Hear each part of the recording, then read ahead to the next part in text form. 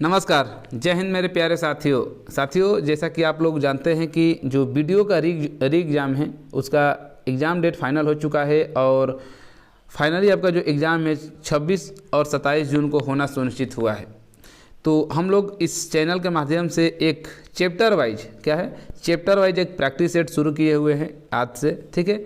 और इस चैनल के माध्यम से हम लोग बता दें आपको कि हिंदी की नई क्लास स्टार्ट हुई है 1 मई से स्टार्ट हुई है, जिसमें हम वर्णमाला समाप्त कर चुके हैं। और हमने बताया था हिंदी की क्लास में कि जैसे आपका कोई भी चैप्टर समाप्त होगा तो उस चैप्टर से रिलेटेड जितने भी आपके प्रीवियस ईयर में क्वेश्चन पूछे रहेंगे सारे क्वेश्चन को भी मैं सॉल्व कराऊंगा। तो इसलिए आज की वीडियो में हम लोग देखेंगे वर्णमाला से, ठीक है। वर्णमाला से आपके 75 क्वेश्चन यहाँ पर लेकर आया हूँ। टोटल जो आपकी वर्णमाला से क्वेश्चन है 150 क्वेश्चन है, ठीक है। तो आज की वीडियो में हम लोग 75 क्वेश्चन देखेंगे और एक आपको कल दूसरी वीडियो देखने को मिलेगी जिसमें 75 क्वेश्चन देखने को आपको मिलेगा। तो देखेंगे कि किस किस टाइप से प्रीवियस ईयर में वर्णमाला से क्वेश्चन पूछा गया है। तो देखिए क्वेश्चन नंबर पहला आपके सामने दिखाई दे रहा होगा वर्णमाला का, ठीक है। ये देखिए यहाँ पर लिखा गया है वर्णमाला से टोटल लगभग 150 क्वेश्चन आपके सामने लेकर आया हूँ और ये सारे क्वेश्चन आपके प्रीवियस ईयर में पूछे गए क्वेश्चन हैं। ये ऐसा नहीं है कि इसमें से कोई भी क्वेश्चन की जो ना पूछा गया, सारे क्वेश्चन पूछे गए हैं किसी न किसी एग्जाम में, ओके। तो चाहे आप वीडियो का एग्जाम दे लीजिए, उत्तर प्रदेश पुलिस का दीजिए, यूपी टेट का दीजिए, यूपीएसआई का दीजिए, एसएससी का दीजिए, या हम ये कहें कि आप कोई भी अगर वनडे एग्जाम दे रहे हैं जिसमें हिंदी व्याकरण से क्वेश्चन पूछा जा रहा है तो आपको यहाँ से क्वेश्चन देखने को मिलेगा। तो ये सबके लिए क्लास बेनिफिट होने वाली है, ठीक है फ्रेंड्स। तो आइए हम लोग शुरू कर लेते हैं और सबसे पहला हम लोग देखते हैं वर्णमाला का क्वेश्चन नंबर पहला। तो देखिए वर्णमाला का क्वेश्चन नंबर पहला आपसे पूछा गया है कि हिंदी शब्द की व्युत्पत्ति हुई है, ठीक है। पूछा जा रहा है कि हिंदी शब्द की जो व्युत्पत्ति है किनके द्वारा हुई है। तो इसका जो आंसर हो जाएगा विकल्प नंबर सी आपका हो जाएगा, यानी कि जो हिंदी शब्द की व्युत्पत्ति है वो ईरानियों के द्वारा हुई है, ठीक है। चलिए अगला क्वेश्चन हम लोग देखते हैं। क्वेश्चन नंबर दूसरा है कि हिंदी शब्द मूलतः किस भाषा का शब्द है। ये पूछा गया है कि जो आपका हिंदी शब्द है ये मूलतः किस भाषा का शब्द है। तो इसका आंसर क्या बताएंगे कि जो हिंदी शब्द है ये मूलतः फारसी भाषा का शब्द है, ओके। अगला क्वेश्चन है कि हिंदी दिवस मनाया जाता है। तो हिंदी दिवस हमने बताया था क्लास में भी कि 14 सितंबर को हिंदी दिवस मनाया जाता है। कमेंट बॉक्स में आपको कमेंट कर ये बताना है कि विश्व हिंदी दिवस कब मनाया जाता है, क्योंकि हम क्लास में बता चुके हैं। चलिए अगला क्वेश्चन देख लेते हैं। क्वेश्चन नंबर 4, सर्वप्रथम हिंद शब्द का प्रयोग। देखिए ये भी हम क्लास में बताए थे कि सर्वप्रथम हिंद शब्द को अपने ग्रंथ में प्रयोग करने वाले मुस्लिम इतिहासकार कौन थे। तो हमने बताया था कि सबसे पहले आपका जो एक अल-बरूनी मुस्लिम इतिहासकार थे, इन्होंने ही अपने ग्रंथ में सर्वप्रथम हिंद शब्द का प्रयोग किया था, ओके। अगला क्वेश्चन है कि हिंदी उद्भव का सही क्रम आपको बताना है कि इसमें से कौन सा सही क्रम सही है। और यहाँ पर 4 आपके सामने विकल्प दिया गया है जिसमें से आपका विकल्प नंबर 4 क्या होगा, डी आपका क्या होगा, सही होगा। हिंदी का जो सही उद्भव का जो सही क्रम है वो है आपका सबसे पहले संस्कृत, उसके बाद से पाली, फिर प्राकृत, अपभ्रंश, अवहट और लास्ट में तब जाकर हिंदी। तो यही आपका विकल्प नंबर 4 क्या है, सही हो जाएगा, ओके। अगला क्वेश्चन आपसे पूछा जा रहा है कि हिंदी शब्द का संबंध किस नदी से है, ठीक है। देख सकते हैं जो लोग क्लास किए हैं, जो हमने वर्णमाला का क्लास 3 वीडियो में समाप्त किया है, जो लोग क्लास किए होंगे वो लोग सभी क्वेश्चन यहाँ पर अटेम्प्ट कर देंगे, क्योंकि टोटली जो क्वेश्चन है नोट्स में भी आपको देखने को मिल जाएगा। तो ये देखिए यहाँ पर पूछा गया कि हिंदी शब्द का संबंध किस नदी से है। तो हमने बताया था कि सिंधु नदी के किनारे ही ईरानी लोग बसे थे और वहीं से सिंध के स्थान पर ये लोग धीरे धीरे हिंदू बोलने लगे थे। हिंदू के जगह पर हिंद हो गया, हिंद से ही करते करते क्या हो गया, हिंदी शब्द का निर्माण हो गया, ओके। तो सिंधु नदी आपका आंसर हो जाएगा। क्वेश्चन नंबर 7 है कि निम्नलिखित में से कौन सा पार्श्विक ध्वनि है। ये पार्श्विक ध्वनि पूछा गया है। तो हमने बताया था पार्श्विक और लुंठित में, एक पार्श्विक पूछता है कि लुंठित पूछता है। तो हमने बताया था कि जब भी आपसे पार्श्विक पूछेगा तो उसके लिए क्या होगा। तो इसका जो आंसर हो जाएगा क्या हो जाएगा, ल हो जाएगा। क्या होगा, ल होगा। यही अगर लुंठित पूछा होता तो हम क्या बताते, र बताते, लेकिन अब पार्श्विक पूछा है तो क्या बताएंगे, ल बता देंगे, ओके।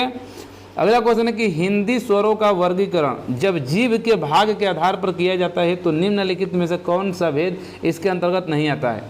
तो हम लोग जानते हैं कि जो हिंदी में स्वरों का जो वर्गीकरण जीव के आधार पर होता है तो 3 प्रकार का होता है। कौन कौन होता है? अग्र स्वर, मध्य स्वर और पश्च स्वर। लेकिन इसमें पूछा गया इसके अंतर्गत कौन नहीं आता है, तो देखिए अग्र स्वर आता है, मध्य स्वर भी आता है, पश्च स्वर भी आता है, लेकिन आपका संवृत स्वर ये आपके जीव के आधार पर स्वरों के वर्गीकरण में नहीं आता, इसलिए विकल्प नंबर सी क्या होगा? सही हो जाएगा। अगला क्वेश्चन पूछा गया कि निम्नलिखित में कौन मूल दीर्घ स्वर नहीं है। देखिए यहाँ पर मूल दीर्घ स्वर पूछा है कि कौन सा नहीं है, तो इसे तो देखेंगे तो ये मूल दीर्घ स्वर चारों हैं, लेकिन क्वेश्चन ये पूछा है कि मूल दीर्घ स्वर कौन सा नहीं है। तो इसमें अगर मूल दीर्घ स्वर देखेंगे तो आय जो है यही आपका आंसर सही हो जाएगा, यही आपका मूल दीर्घ स्वर नहीं है। बाकी आ भी है, बड़ी ई भी है और बड़ा ऊ भी है। ओके, अगला क्वेश्चन है कि दंतोष्टीय ध्वनि कौन सी है। क्वेश्चन नंबर 10 आपसे पूछा गया है कि दंतोष्टीय ध्वनि कौन सी है। तो हमने कल भी बताया था ट्रिक के माध्यम से भी कि कौन कौन से होती है। तो हमने क्या बताया था कि जो वह होती है ये दंतोष्टीय ध्वनि होती है। ओके, अगला क्वेश्चन कि अंतस्थ और अर्ध स्वरों की संख्या कितनी होती है। तो देखिए अंतस्थ जो होते हैं ये 4 होते हैं, प्लस अर्ध स्वरों की जो संख्या होती है कितनी होती है? 2 होती है। अंतस्थ में य, र, ल, व होता है और अर्ध स्वरों की संख्या में य और व होता है, जानते हैं। तो टोटल मिलाएंगे तो कितना हो जाएगा? 6 हो जाएगा। तो विकल्प देख लेते हैं। तो यहाँ पर इसका विकल्प चूंकि कट गया होगा, नहीं इधर है, इधर है, देख लेते हैं। देखिए यहाँ पर है, देखिए यहीं पर होगा। विकल्प नंबर बी आपका क्या हो जाएगा? सही हो जाएगा। ठीक है, विकल्प नंबर 11 का क्या होगा? बी सही हो जाएगा, यानी कि 6 होगा। चलिए अगला क्वेश्चन पूछा गया कि काकल्य वर्ण कौन सा है। काकल्य वर्ण पूछा गया है कि इसमें कौन सा है। तो हमने बताया था कि जो आपका काकल्य वर्ण है वह है ह, यानी कि ह को ही काकल्य वर्ण कहा गया है। य का उच्चारण स्थान पूछा गया कि य का उच्चारण स्थान क्या होगा। तो हमने कल का एक ट्रिक बताया था कि इच्चू यसानम तालु, उसमें बताया था, तो उसमें य पहले ही आया था, तो इसलिए इसका क्या हो जाएगा? तालु से हो जाएगा। ओके, अगला क्वेश्चन है कि देवनागरी लिपि लिखी जाती है। जैसे ही हमने हिंदी व्याकरण में हिंदी वर्णमाला शुरू किया था तब पहला ही लाइन यही हमने बताया था कि जो हिंदी की लिपि है वो आपकी कौन सी है? देवनागरी लिपि है। और देवनागरी लिपि की हमने विशेषता बताया था कि क्या है। तो देवनागरी लिपि की विशेषता होती है कि ये बाईं ओर से लिखी जाती है, दाईं ओर, यानी कि हम इधर से लिखना शुरू करते हैं, इधर से हम बढ़ते जाते हैं इधर राइट की तरफ, समझ रहे हैं ना। तो इसका आंसर कौन सा हो जाएगा? डी आपका सही हो जाएगा। ओके, चलिए अगला क्वेश्चन हम लोग देख लेते हैं। क्वेश्चन नंबर 15 कि गांधारी लिपि लिखी जाती है, जस्ट उसी का उल्टा होता है गंधारी लिपि। तो हमने बताया था कि गंधारी जो लिपि होती है वो देवनागरी लिपि की उल्टी होती है, यानी कि जिस तरीके से गंधारी लिपि लिखी जाती है उसी के हम उल्टा कर देंगे। तो इसका 15 का कौन सा आंसर हो जाएगा? सही, बी हो जाएगा, यानी कि ये दाहिने ओर से लिखी जाती है, बाएं की ओर, यानी कि इधर से लिखना शुरू करेंगे और बाएं की तरफ क्या करेंगे? बढ़ते जाएंगे। ओके, क्वेश्चन नंबर 16 है कि निम्नलिखित में कौन सा मूल दीर्घ स्वर नहीं है। देखिए फिर वही क्वेश्चन आपसे पूछ लिया गया एक बार पुनः, लेकिन यहाँ पर कुछ चेंजिंग आपको देखने को मिल जाएगा। तो यहाँ पर पूछा जा रहा है कि कौन सा मूल दीर्घ स्वर नहीं है। तो हमने पीछे ही बताया कि आ भी मूल दीर्घ स्वर होता है, ऊ भी होता है और ई भी होती है ना, लेकिन ये ओ जो है आपका मूल दीर्घ स्वर नहीं होगा। तो विकल्प नंबर ए क्या होगा? सही हो जाएगा। क्वेश्चन नंबर 17 कि हिंदी में ध्वनियाँ कितने प्रकार की होती है। हिंदी में जो आपकी ध्वनियाँ होती है कितने प्रकार की होती है? तो कितने प्रकार की होती है? 2 प्रकार की। कौन कौन? स्वर और व्यंजन, यही 2 प्रकार की ध्वनियाँ होती है। अगला क्वेश्चन कि मात्रा के आधार पर स्वर कितने प्रकार के होते हैं। तो इसको भी हमने बताया था कि मात्रा के आधार पर भी स्वर जो होते हैं 2 प्रकार के ही होते हैं। क्वेश्चन नंबर 19 देखते हैं कि उदय नारायण तिवारी के अनुसार वर्णों की संख्या कितनी होती है। तो हमने बताया था कि उदय नारायण तिवारी के अनुसार जो वर्णों की संख्या होती है 51 होती है। अगर इस तरीके से पूछता है कि कुल वर्णों की संख्या तो कितना बताएंगे? 52 बताएंगे, लेकिन उदय नारायण तिवारी के अनुसार कितना बताएंगे? 51, यानी कि 51 बताएंगे। ठीक है, चलिए आगे क्वेश्चन हम लोग देख लेते हैं। मुख विवर के आधार पर स्वर के कितने भेद होते हैं। मुख विवर के आधार पर पूछा गया है कि स्वर के कितने भेद होते हैं। तो इसको भी हमने बताया था कि जो मुख विवर के आधार पर स्वर होते हैं 4 होते हैं, विपरीत, अर्धविपरीत, समृत और अर्धसमृत, यही आपके 4 होते हैं मुख विवर के आधार पर। ओके, चलिए देख लेते हैं आगे। उच्चारण के आधार पर पूछा गया है कि वर्णों की संख्या कितनी होती है। उच्चारण के आधार पर पूछा गया है कि वर्णों की संख्या कितनी होती है। तो हमने नोट्स में भी लिखवाया था कि उच्चारण के आधार पर अगर वर्णों की संख्या पूछता है तो कितना होगा? 45 होगा। 3 चीज़ हमने बताया था कि कुल वर्णों की संख्या पूछेगा तो 52, उदय नारायण तिवारी के अनुसार 51 और उच्चारण के आधार पर पूछता है तो 45। ये चीज़ आप लोग याद कर लीजिएगा। चलिए अगला क्वेश्चन देखते हैं। क्वेश्चन नंबर 21 तक हम लोग पहुँच गए हैं और यहाँ से हम लोग चलते हैं क्वेश्चन नंबर 22 पर। तो ये क्वेश्चन नंबर 22 क्या है कि उच्चारण के आधार पर स्पर्श व्यंजनों की संख्या पूछा गया कि कितनी है। इस तरीके से हमने बताया था कि अगर स्पर्श व्यंजनों की जो संख्या पूछेगा तो आप क्या बताएंगे, टोटल 25। लेकिन अगर उच्चारण के आधार पर स्पर्श व्यंजनों की संख्या पूछ देगा तो कितना हो जाएगा, 27 हो जाएगा। इसमें 2 आपके ऐड हो जाते हैं। ओके, अगला क्वेश्चन है कि कामता प्रसाद गुरु के अनुसार, कामता प्रसाद गुरु के अनुसार वर्णों की संख्या कितनी होती है, इसका आंसर बताएंगे। तो देखिए इसका जो आंसर हो जाएगा 46 हो जाएगा कामता प्रसाद के अनुसार, ध्यान रखिएगा। चलिए, तो वर्ण से आपका 4 क्वेश्चन यहाँ पर देखने को मिल गया होगा सेम। अगला क्वेश्चन हम लोग देखते हैं, क्वेश्चन नंबर 24 है कि निम्नलिखित में कौन दीर्घ स्वर नहीं है, निम्नलिखित में कौन दीर्घ स्वर नहीं है। यहाँ पर पूछा गया है आपसे कि निम्नलिखित में से कौन सा दीर्घ स्वर नहीं है। विकल्प आपका है री, ए, ओ और ऐ, ये है। तो जो इसमें आंसर आपका कौन सा सही हो जाएगा, तो पहला विकल्प नंबर पहला ही का होगा, सही हो जाएगा। री जो है आपका दीर्घ स्वर नहीं है। ओके, क्वेश्चन नंबर 25 है कि हिंदी भाषा की कुल वर्ण लिपियाँ हैं, हिंदी भाषा की कुल वर्ण लिपियाँ हैं पूछा गया था। तो अभी हमने क्या बताया है कि अगर इस तरीके से पूछेगा कुल कितने वर्ण होते हैं, चाहिए कुल कितनी वर्ण लिपियाँ होती हैं, तो क्या बताएंगे, 52 बताएंगे। क्वेश्चन नंबर 26 से कि हिंदी में अंतस्थ व्यंजनों की व्यंजन कौन कौन सा है, इसमें पूछा गया है। तो आप लोग जानते हैं कि जो अंतस्थ व्यंजन होते हैं ये 4 होते हैं। कौन कौन से, य, र, ल और व। इनमें से चारों में से देख लीजिएगा कौन सा विकल्प में है। तो आप देखेंगे कि वो आपका विकल्प में दिया गया, यानी कि विकल्प नंबर डी आपका क्या होगा, सही हो जाएगा। उसमें व्यंजन पूछा गया है, तो उसमें व्यंजन आप लोग जानते हैं कि 4 होते हैं, स, स और हर, यानी कि तीनों स और ह। तो इसमें ह में विकल्प में दिया गया है, तो इसलिए विकल्प नंबर डी का होगा, सही हो जाएगा।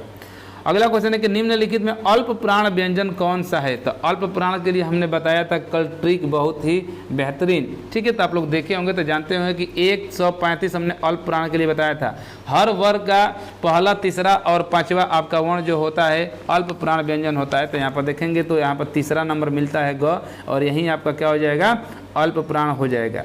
अगला क्वेश्चन है कि ई, छोटी ई, बड़ी ई, च, छ, ज, झ, इया आदि का उच्चारण और स्थान क्या होता है। तो इसको भी हमने ट्रिक के माध्यम से बताया था, और जो लोग ट्रिक जानते होंगे उन लोगों को कोई दिक्कत नहीं होगा। बताया था कि इच्चु यसानम तालु, यानी कि ई च वर्ग का जो उच्चारण स्थान होता है किससे होता है, तालु से होता है। ओके, क्वेश्चन नंबर 30 क्या है कि परंपरागत रूप से स्वरों की संख्या पूछा गया था कितनी होती है। तो हमने बताया था कल अपने वीडियो में कि जो आपका स्वर होता है, यहाँ पर विद्यार्थियों को कन्फ्यूजन होता है कब 10 लगाएंगे, कब 11 लगाएंगे और कब 13 लगाएंगे। तो हमने बताया था कि अगर कुल स्वरों की संख्या पूछता है तो 11 लगाएंगे, मात्रा या उच्चारण के आधार पर पूछता है तो 10 लगाएंगे, परंपरागत मूलतः इस तरीके से पूछता है तो हम कितना लगाएंगे, 13 लगाएंगे। तो इसलिए इसका आंसर कितना हो जाएगा, 13 ही हो जाएगा, ठीक है, 13 आपका आंसर हो जाएगा। क्वेश्चन नंबर 31 है कि जिनका उच्चारण स्वतंत्र से होता है और जो व्यंजन के उच्चारण में सहायक होते हैं उन्हें क्या कहते हैं। तो आपको क्या कहलाते हैं, ये आपके स्वर कहलाते हैं। ये स्वतंत्र रूप से प्रयोग किए जाते हैं, यानी खुद के मालिक होते हैं, लेकिन ये व्यंजन के उच्चारण में क्या होते हैं, सहायक होते हैं। ओके, अगला क्वेश्चन, य का उच्चारण स्थान क्या होगा, य का उच्चारण स्थान क्या होगा। तो हमने बताया था इच्चु यसानम तालु, यानी कि तालु इसका क्या हो जाएगा, आंसर हो जाएगा। उच्चारण के आधार पर स्वरों की संख्या कितनी होती है। अभी हमने ऊपर ही बताया कि अगर उच्चारण के आधार पर अगर स्वरों की संख्या पूछा जाएगा तो कितना बताएंगे हम, 10 बताएंगे। अगर मात्रा के भी आधार पर पूछेगा तो अभी कितना बताएंगे, 10 ही बताएंगे। ओके, अगला क्वेश्चन, उत्पत्ति के आधार पर स्वर के भेद कितने होते हैं। उत्पत्ति के आधार पर पूछा गया कि स्वर कितने होते हैं, तो कितने होंगे, 2 बताएंगे, ठीक है। 34 से कौन सा, सी आपका विकल्प सही हो जाएगा। अब आते हैं हम लोग नेक्स्ट क्वेश्चन पर। इधर 34 के बाद है क्वेश्चन नंबर 35। क्वेश्चन नंबर 35 क्या है कि वर्ण तालिका के अनुसार ह्रस्व, दीर्घ और प्लुत क्या है। ये पूछा गया है कि वर्ण तालिका के अनुसार जो ह्रस्व है, दीर्घ है और प्लुत है ये क्या है, मात्रा है कि व्यंजन है या स्वर्ग है या विसर्ग है, ये पूछा गया है। तो आप लोग जानते हैं कि ह्रस्व, दीर्घ और प्लुत ये किस में आते हैं, स्वर में आते हैं। ओके, अगला क्वेश्चन है कि 2 व्यंजन जब एक साथ मिलते हैं तो क्या कहलाते हैं। जब 2 व्यंजन आपके एक साथ मिलते हैं तो क्या कहलाएंगे। तो इसका आंसर क्या हो जाएगा, संयुक्त व्यंजन हो जाएगा, संयुक्त व्यंजन कहलाता है। ओके, अगला क्वेश्चन देख लेते हैं हम लोग, क्वेश्चन नंबर 36 हो गया। 37 देखते हैं कि अनुस्वार किसका कार्य करता है। जो अनुस्वार होता है वो किसका कार्य करता है। तो हमने बताया था कि हर वर्ग का जो 5वां वर्ण होता है, यानी कि जो पंचम वर्ण होता है, वही अनुस्वार का ही काम करता है। ओके, अगला क्वेश्चन देख लेते हैं, क्वेश्चन नंबर 38 की निम्नलिखित में कौन सा संयुक्त स्वर नहीं है। संयुक्त स्वर पूछा है तो हमने बताया था कल संयुक्त स्वर किस कौन कौन से होते हैं, तो इसमें विकल्प नंबर कौन सा हो जाएगा आप कमेंट करके बताएंगे। तो देखिए संयुक्त स्वर में आपका ओ भी आता है, ए भी आता है, ठीक है, ए भी आता है, लेकिन ऊ आपका नहीं आता है, ठीक है, संयुक्त स्वर, क्योंकि ये अपने ऊ जो बनता है ये ऊ प्लस ऊ से ही मिलता है, जबकि बाकी सब दो अलग अलग मेल से बनते हैं। अर्ध विपरीत स्वर पूछा गया है कि अर्ध विपरीत स्वर कौन से होते हैं, तो हमने ट्रिक भी बताया था कि जो ए आई होते हैं ये अर्ध विपरीत स्वर में आते हैं। आप लोग डायग्राम चार्ट देखे होंगे क्लास में, तो यहाँ पर आप लोग समझ रहे होंगे इस चीज़ को। चलिए अगले क्वेश्चन देखते हैं कि जब एक ही ध्वनि का द्वित्व हो जाए तब वह क्या कहलाता है। जब एक ही ध्वनि का द्वित्व हो जाए, तो द्वित्व हमने बताया था कि द्वित्व क्या होता है, ठीक है, क्लास में हम बताए हैं, तो उसको हम युग्मक कहते हैं। क्या कहते हैं? युग्मक कहते हैं। क्वेश्चन नंबर 41 देखते हैं। क्वेश्चन नंबर 41 है कि वह व्यंजन है, पूछा गया कि वह जो है व्यंजन है क्या है, उसमें है, महाप्राण है, अर्धस्वर है और अघोष है, इसमें पूछा गया है। तो जो ये वह होता है ये अर्धस्वर होता है, वह भी होता है और इसके साथ में यह भी होता है, ठीक है, इस चीज़ को आप लोग याद रखिएगा। क्वेश्चन नंबर 42 है कि निम्नलिखित में ई स्वर कहलाते हैं। जो ई है तो क्या रहता है, हमने कल ट्रिक बताया था कि इच्चू यसानम तालु, ट्रिक याद होगा तुरंत पहचान जाएंगे कि ये क्या होगा, तालु हो जाएगा। 42 का कौन सा हो जाएगा, डी आपका सही हो जाएगा। क्वेश्चन नंबर 43 देखते हैं, निम्नलिखित में कौन सा प्राकृतिक स्वर नहीं है। तो हमने प्राकृतिक स्वर बताया था कल के वीडियो में, कल ही के वीडियो में मैंने बताया था कि कौन कौन से आपके प्राकृतिक स्वर होते हैं। तो हमने बताया था कि अ भी होता है, उ भी होता है और ई भी होता है, लेकिन आ ये प्राकृतिक स्वर में नहीं आता है। ओके, तो 43 के कौन सा हो जाएगा, बी आपका सही हो जाएगा। 44 देखते हैं, जिन स्वरों के उच्चारण में जीव का मध्य भाग कार्य करता है उसे क्या कहते हैं। तो उसको हम क्या कहते हैं, मध्य स्वर कहते हैं। क्या कहते हैं, मध्य स्वर कहते हैं। अग्र स्वर, मध्य स्वर, एक पश्च स्वर होता है, नहीं दिया है, तो आपका जीव का जो मध्य भाग काम करता है वो आपका मध्य स्वर ही कहलाता है।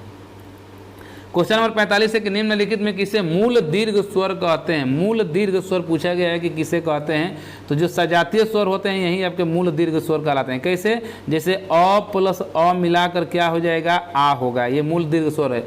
ई प्लस ई मिलाकर क्या होगा, बड़ी ई। उ प्लस उ मिलाकर क्या होगा, बड़ा ऊ होगा। तो ये सब क्या है, मूल दीर्घ स्वर कहलाते हैं। तो इन्हीं को हम सजातीय स्वर भी कहते हैं। 45 तक हो गया हम लोग का। अब क्वेश्चन नंबर 46 देखते हैं हम लोग। तो क्वेश्चन नंबर 46 है कि निम्नलिखित में से पारसी ध्वनि कौन सी है। देखिए यहाँ पर पूछ लिया, वहाँ पर लुंठित पूछा था, यहाँ पर पारसी ध्वनि पूछ लिया कि कौन सी आपकी है। तो पारसी जब भी पूछेगा तब क्या बताएंगे, ल बता देंगे। ओके, निम्नलिखित व्यंजनों में से कौन से व्यंजन का उच्चारण तालु से होता है। तो अभी हमने बताया इच्चू यसानम तालु, ई च वर्ग, तो च वर्ग में क्या आता है, छ भी आएगा, तो इसलिए यही क्या हो जाएगा, तालु से आपका आंसर हो जाएगा।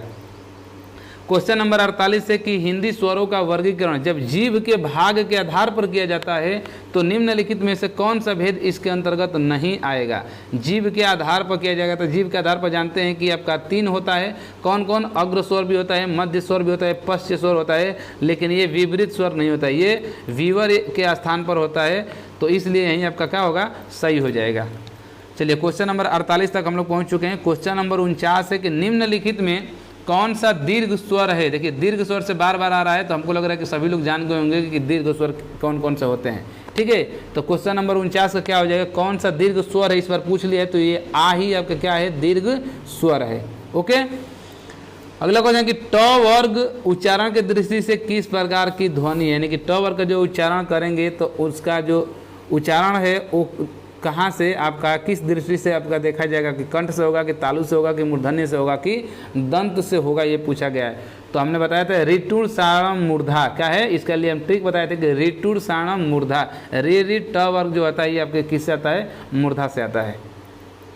दंथोष्ट ध्वनि पूछा गया है कि जो दंथोष्ट ध्वनि है वो कौन सी है। तो वकारस्य दंथोष्टम हमने कल के वीडियो में भी बताया था, इसके लिए ट्रिक बताए थे कि किस तरीके से आपको याद करना है। तो क्या हो जाएगा, वकारस्य दंतोष्टम हमने बताया था, तो ये आपका वो आपका सही हो जाएगा। यह का उच्चारण पूछा गया था इच्चू या सानम, इच्चू या सानम तालु हमने ट्रिक बताया था, उसी स्थान पर देखिए बार बार पूछा जा रहा है क्वेश्चन। तो जो आपका यह का उच्चारण स्थान है वो हो जाएगा किससे, तालु से हो जाएगा। काकल्यवर्ण यहाँ पर देखिए पूछा गया है कि काकल्यवर्ण कौन सा होता है, और ये यूपी फॉरेस्ट गार्ड 2018 के पेपर में पूछा गया है। तो काकल्यवर्ण आपका ह होता है, कौन सा होता है, ह आपका काकल्यवर्ण होता है। अंतस्थ और उष्म वर्ण कौन से होते हैं? तो देखिए अंतस्थ में य र ल व 4 होते हैं और उष्म में आपके भी 4 होते हैं, स स और ह। तो 4 यहाँ पर और 4 यहाँ पर, टोटल मिलाकर कितने हो जाएंगे? 8 हो जाएंगे। यही आपसे पूछा गया है। निम्नलिखित में कौन संघर्षहीन वर्ण नहीं है? यहाँ पर पूछा जा रहा है कि कौन सा संघर्षहीन वर्ण नहीं है। तो आपका देखिए य र ल व ये आपके क्या होते हैं? संघर्षहीन वर्ण नहीं है पूछा गया, तो ये होते हैं, लेकिन ख आपका संघर्षहीन वर्ण नहीं होगा। तो इसलिए 55 का विकल्प नंबर ए क्या होगा? सही हो जाएगा। ओके, क्वेश्चन नंबर 56 है कि निम्नलिखित भाषा में मूल ध्वनियों के लिए जो चिन्ह मान लिए गए हैं तथा जिस रूप में ये लिखे जाते हैं उसे क्या कहते हैं? तो इसका आंसर क्या हो जाएगा? देखिए कह रहे क्वेश्चन कि लिखित भाषा में, देखिए यहाँ पर हमने गलत बोल दिया था, लिखित भाषा में मूल ध्वनियों के लिए जो चिन्ह मान लिए गए हैं तथा जिस रूप में ये लिखे जाते हैं उन्हें क्या कहते हैं? तो उनको हम क्या कहेंगे? लिपि कहेंगे। ओके, अगला क्वेश्चन देखते हैं, क्वेश्चन नंबर 57 कि निम्नलिखित वर्गों में कौन सा मूर्धन्य ध्वनि है? मूर्धन्य ध्वनि पूछा गया है कि कौन सा है? तो आपका विकल्प यहाँ पर दिया गया है, देख लेते हैं 57 का। ठीक है, 57 का यहाँ पर विकल्प इधर दिया होगा, यहाँ पर है। देखिए यहाँ पर आपका सामने 4 विकल्प दिया गया है, तो इसमें 57 का आंसर कौन सा हो जाएगा? तो विकल्प नंबर मूर्धन्य पूछा है, तो ऋतु सारण मूर्धा ये होता है। तो यानी कि ट वर्ग पूरा आपका किसमें आता है? मूर्धा में ही आता है। ओके, चलिए नेक्स्ट क्वेश्चन हम लोग देख लेते हैं। अगला क्वेश्चन है कि स्पर्शी वर्णों की संख्या कितनी होती है? ये पूछा गया है कि स्पर्श जो वर्ण होते हैं उनकी संख्या टोटल कितनी होती है? तो 58 का कौन सा सही हो जाएगा? 16। ये 16 आपके मूल स्पर्श वर्ण कहलाते हैं। ठीक है, यानी कि जो चारों वर्ग होते हैं, चारों वर्ग के शुरुआती के जो चारों वर्ण होते हैं वहीं आपका क्या कहलाते हैं? स्पर्श वर्ण कहलाते हैं। तो ये आपका हो जाएगा विकल्प नंबर ए। क्वेश्चन नंबर 59 पर चलते हैं कि हिंदी की जो व ध्वनि है, कौन सी? जो व ध्वनि है इसका उच्चारण स्थान पूछा गया कि व का उच्चारण स्थान कहाँ से होगा? तो ये आपसे पूछा गया। तो हमने बताया था एक उसके लिए ट्रिक ओष्ठ वाला कि जो ये व का जो उच्चारण स्थान होता है किससे होता है? ओठ से होता है। ओके, क्वेश्चन नंबर 60 क्या है कि स्पर्श व्यंजन कंठ ध्वनि, अघोष और महाप्राण ध्वनि है। यानी कि स्पर्श व्यंजन भी होना चाहिए, कंठ ध्वनि भी होना चाहिए, अघोष भी होना चाहिए, महाप्राण भी होना चाहिए। इन चारों में से कौन सा है? आपका विकल्प नंबर है क में है, क है, ग है, ख है और घ है।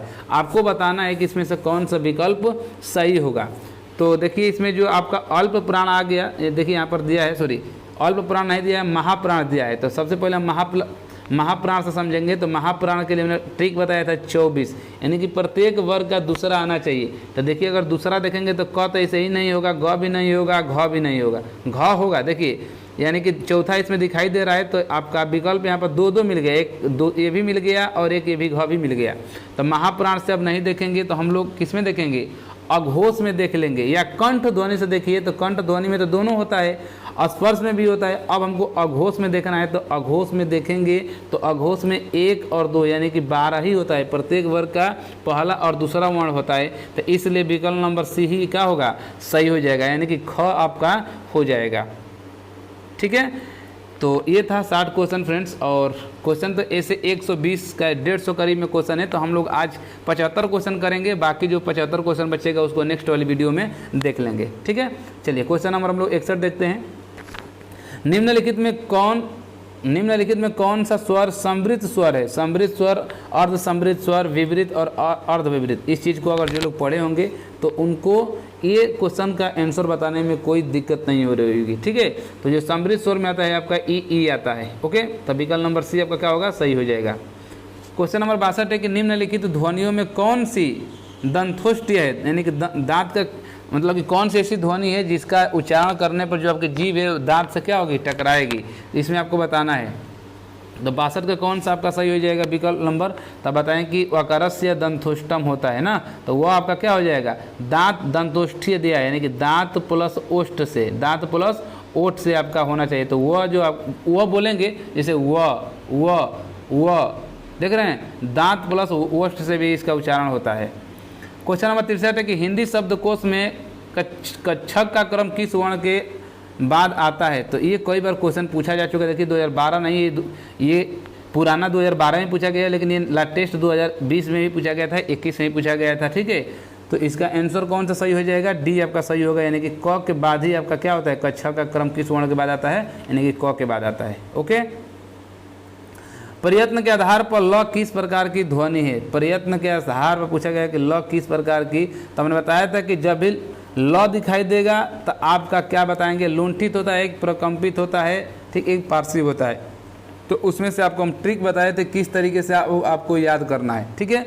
तो प्रकंपित या लुंठित तो होगा नहीं, तब लुंठित अगर पूछा है, सॉरी ल जब पूछा है तो इसके लिए आंसर कौन सा हो जाएगा, पार्श्विक हो जाएगा। कौन सा होगा, पार्श्विक हो जाएगा। पार्श्विक यानी ल से शुरू, लुंठित अगर पूछा होता तो र बताते, ल नहीं बताते। क्वेश्चन नंबर हम लोग नेक्स्ट देख लेते हैं। क्वेश्चन नंबर 65 है कि निम्नलिखित में महाप्राण वर्ण है, महाप्राण वर्ण है कौन सा होगा, और विकल्प नंबर थ है, व है, क है और च है। तो 65 का आपका कौन सा सही हो जाएगा, यानी कि थ आपका आंसर सही हो जाएगा। ओके, अगला क्वेश्चन है कि निम्नलिखित में से अर्ध स्वर कहलाते हैं। अर्ध स्वर कौन से होते हैं, तो य और व आपके अर्ध स्वर होते हैं। तो विकल्प नंबर कौन सा इसमें सही हो जाएगा, सी आपका सही हो जाएगा, यानी कि य आपका अर्ध स्वर कहलाते हैं। अगला क्वेश्चन देखते हैं, क्वेश्चन नंबर 67, हिंदी शब्दकोश में अंग व अह किस वर्ण के साथ आता है। अंग और वह पूछा गया कि किस वर्ण के साथ आता है, तो इसका विकल्प क्या हो जाएगा, आपका डी हो जाएगा, यानी कि अ वर्ण के साथ ये लोग आते हैं। ओके, इनमें से कौन सा वर्ण स्पर्श व्यंजन नहीं है। स्पर्श व्यंजन पूछा है कि कौन सा नहीं है, तो स्पर्श व्यंजन आप लोग जानते हैं 16 होता है, तो देखे होंगे। तो इसमें से अगर स्पर्श व्यंजन की बात करें तो कौन सा नहीं हो जाएगा, आपका यह आपका यानी विकल्प नंबर डी आपका सही होगा। क्वेश्चन नंबर 68 का कौन सा विकल्प होगा, डी सही हो जाएगा।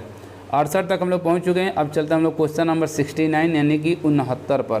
क्वेश्चन नंबर 69 क्या है, कक्षा वर्ण किसके योग से बना है।